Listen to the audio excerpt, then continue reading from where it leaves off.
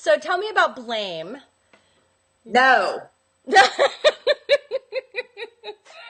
me tell you about blame. If Go they to would hell. just clean up the kitchen, Yeah. I wouldn't be stressed at all anymore and I would get all my work done. That's, And if they would just walk the dogs would never take a shit in the house.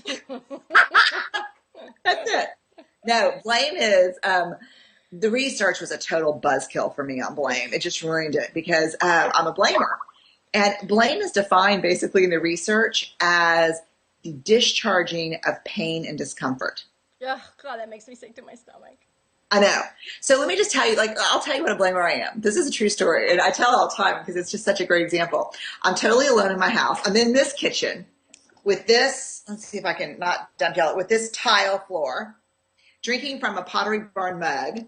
I'm the only person in the house and I drop it. I'm dressed for work. It just explodes into pieces. It goes all over me. I'm like, shit. And I'm like, damn you, Steve. That's my husband, who's been gone at work for an hour. But within a millisecond of that happening, my story is he got home late from working out the night before. So I stayed up waiting for him. So I'm a little bit extra tired, ergo drinking an extra cup of coffee that I would not have been drinking had he come home when he said he was supposed to. Therefore, this is his fault. So he actually calls while I'm cleaning up this mess. And he's like, hey, babe. And I'm like, huh? He's like, hey. And I'm like, hey, what are you doing? Oh, I'm cleaning up coffee. What are you doing? And he's like, gotta go. You know, blame is this thing that we use. It's basically one of the affects or stop laughing at me. Sorry. I'm changing the story with big research words so people aren't thinking, God, she's freaking crazy, man. Oh my God, that was so. Oh God. Oh my God. Okay, I'm good. Okay.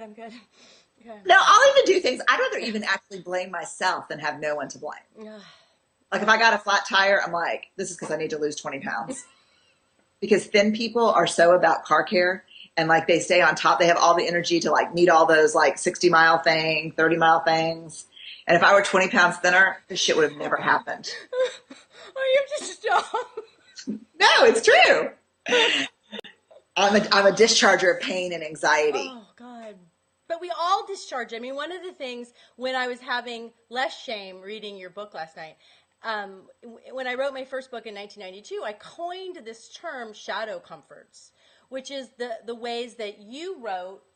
I don't know on which page because I'm not organized enough, but you wrote about all the ways that we discharge. I think it was about perfectionism, the different faces of perfectionism. And they seem to me to be related to how we discharge pain and anxiety. And you wrote one of them is constant change, which made me blush, but also eating and the internet and email. And I'm not sure I've gone to a good question now. I think I've kind of mashed it all together because I'm still laughing in my head and trying to pretend I'm not. Thank you. Okay, I just got to tell you that I am so in love with this term shadow comforts. Thank you. My ego likes that because you're a researcher. What book is that? Well, I actually wrote in a bunch of books, but I first named it in the Woman's Comfort book. And then in the other books, I talked about it too. And then there's this other term, time monsters, because I wanted to make the distinction between the things that we do to sort of, as in your word, discharge or numb out. That's what I usually say, numb out. And then the things that we do to take us away from what we most love. Because I think there's a distinction in there, which is like when my daughter's 16 and just really struggling. I mean, in some way, you would not know it if you looked at her, but I know it. And so I want to discharge that pain so much.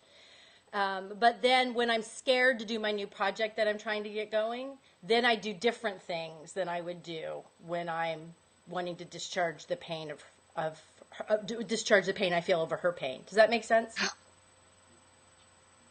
No. Say it again. Did that make sense? Oh, did it make sense? Yeah, I'm captivated.